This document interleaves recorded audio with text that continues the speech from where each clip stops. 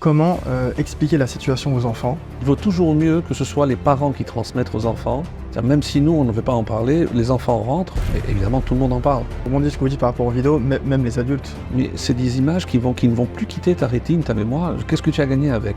Ils veulent la destruction d'Israël, ça c'est une évidence. La preuve qu'ils veulent prendre notre Dieu, c'est qu'avant de faire mal à un juif, qu'est-ce qu'ils disent?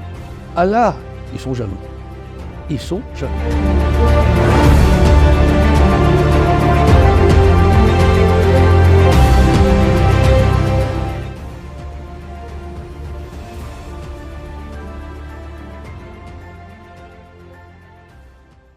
Alors, Rav Shushna, bonjour. Bonjour. Alors, au vu de la situation, les gens se demandent comment expliquer la situation aux enfants pour ne pas non plus rentrer dans la peur, choisir les bons mots, les bons termes, garder leur innocence, mais en même temps transmettre un petit peu et qu'ils comprennent un petit peu ce qui se passe autour de nous. Alors, d'une manière générale, lorsqu'il s'agit de thèmes extrêmement délicats, il vaut toujours mieux que ce soit les parents qui transmettent aux enfants, qui n'entendent ou ils apprennent des choses à l'extérieur. C'est ça parce qu'ils vont à l'école. Forcément. Ils vont avoir des copains. Donc forcément, par exemple, ce matin malheureusement il y a un attentat, même si nous on ne veut pas en parler, les enfants rentrent, mais évidemment tout le monde en parle. Donc je ne peux pas faire fi et faire comme si de rien n'était. Parce que ça c'est quelque part nier une réalité et on n'est pas crédible aux yeux des enfants. Donc maintenant, comment présenter? Je pense qu'en fonction de l'âge, il est évident. Mais prenons par exemple des enfants en bas âge qui entendent des choses terribles qui se passent. La première des choses, c'est éviter à tout prix la vision des choses. On sait très bien que la rétine est une mémoire et une fois qu'on a vu une image, on ne peut plus la retirer.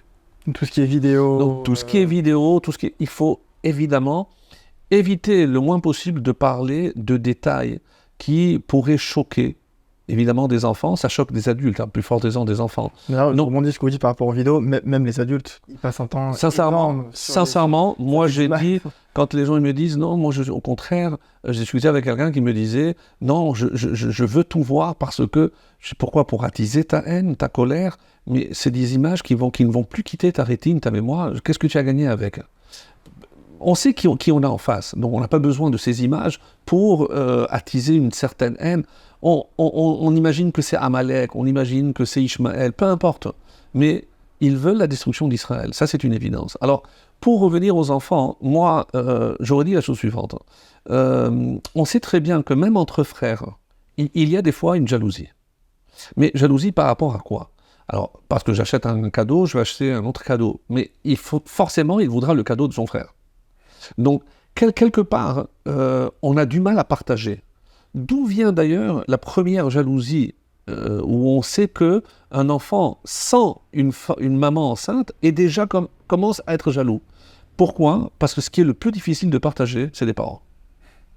Ça paraît bête, mais pour des enfants, c'est mon papa, c'est ma maman, mais d'où il vient celui-là pour me prendre mon papa et ma maman? Donc, forcément, la relation commence avec forcément une jalousie.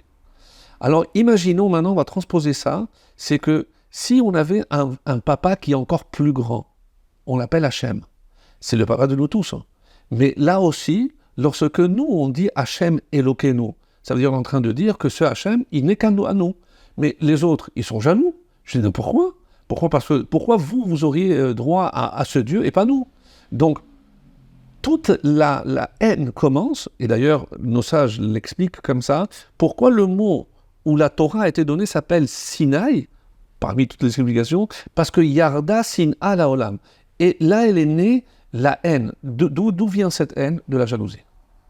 C'est-à-dire, alors, eux, ils veulent notre terre.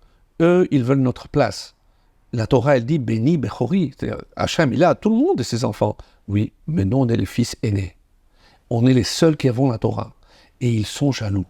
Alors, qu'est-ce qu'il fait un garçon qui est jaloux de son frère? Il le frappe pour lui prendre ce qu'il veut.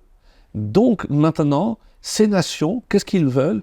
Ils veulent, et c'est pour ça que la preuve qu'ils veulent prendre notre Dieu, c'est qu'avant de faire mal à un juif, qu'est-ce qu'ils disent? Allah, Hachem, nous on te veut pour nous. On ne veut pas qu'il reste.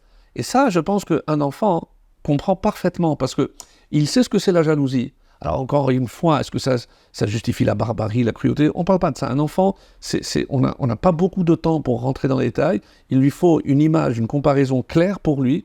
Et ça rentre dans ses cordes. Lui, il se dit, ah, c'est pour ça. Oui. Et tu sais pourquoi on ne les aime pas? Parce qu'on est jaloux de nous. Ah. Et ça rassure. Ah non, c'est la raison pour laquelle, oui, alors, comme toi, lorsque ton frère a un jouet que tu veux, il ne veut pas te le donner, eh bien tu le frappes. Pour lui On devrait tous faire ça? Tous de transmettre, expliquer à nos enfants cette situation? Ou peut-être on peut essayer de dissimuler ou camoufler ou... Alors, je pense que la dissimulation et l'ignorance peut être au contraire, à mon avis, contre-productive. Pourquoi? Parce que, comme on l'a dit tout à l'heure, l'enfant finira par savoir.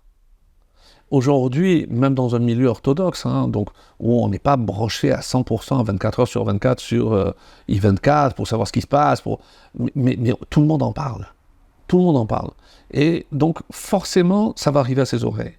Et c'est la raison pour laquelle, par exemple, dans un domaine comme le domaine sexuel, eh ben, il est évident que c'est les parents qui doivent prendre des choses en main, plutôt que d'apprendre des choses de l'extérieur, parce qu'on n'a pas la certitude de comment ça va être transmis.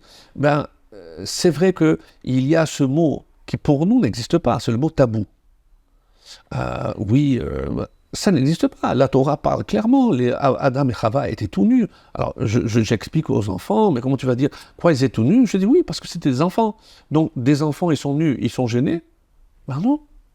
Donc, quel est l'être humain aujourd'hui qui peut être avec un garçon, une petite fille, quand ils sont tout petits, eh ben, il n'y a pas d'arrière-pensée, il n'y a pas de méchanceté. C'est-à-dire que c'est la connaissance qui, et c'est pour ça qu'on parle de l'arbre de la connaissance, c'est la connaissance qui, malheureusement, va attirer la faute.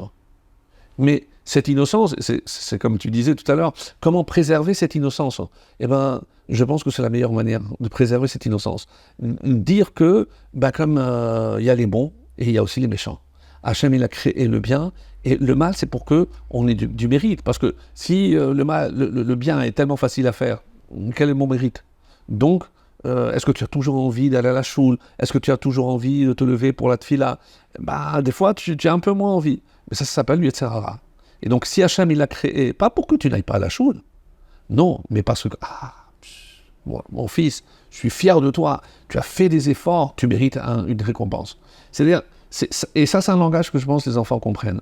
Donc maintenant, il vaut mieux, après, ne pas rentrer dans les détails. Le mal, pour nous, le mal, c'est, encore une fois, c'est parce que nous, on est là pour accomplir la volonté d'Hachem, et il y a des gens qui vont nous empêcher. Alors, si on peut résumer, pour conclure, il faudrait prendre les choses en main, nous expliquer à nos enfants la situation, ne pas laisser le monde extérieur le faire, et en fait, par la transmission des parents vers les enfants, ça nous permet déjà de cadrer les choses, de leur transmettre les bonnes informations, et les mettre au courant de ce qui se passe, de peur d'entendre ça d'une autre... Voilà, et avec, comme on l'a dit, des similitudes, des comparaisons qui parlent aux enfants et qui leur permettent de comprendre mais qu'est-ce qu'ils nous veulent? Pourquoi ils sont tellement méchants? Pourquoi ils nous veulent du mal? Donc c'est une tentative pour qu'ils comprennent qu'il y a une jalousie. Et la Torah en parle, Rabbi Shimon Bar Yochai, Halacha, Esav, Soné, Yaakov, donc dans les parachiotes, on est en plein. Donc Esav, il déteste Yaakov. Parce que Yaakov, il a la bracha, il a la bechora, le droit d'aînesse, il a tout et il est jaloux. Et c'est la meilleure explication.